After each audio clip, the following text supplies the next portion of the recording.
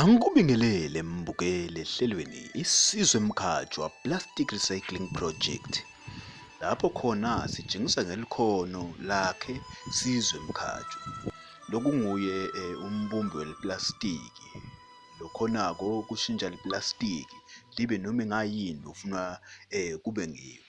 Namhla ke ehlelweni kubunjwa umuntu njengoba ubona nansi inhloko la lekuyinhloko yemuntu njengoba uyabona iyaqhubeka naku lapha sekuyaphuma nemtimba lesikubhetako namhla sithipha njengoba ubona ke sewuphumile umuntu sewuyabona ngazi usuyabona impela naku lapha yana nawe mbukeli ungamthinza ke Sizwe uma ufuna umsebenzi omuhle njengalo akangeke kube lukhuni utawushaya inombolo letibhaliwe khona lapha siyabonga.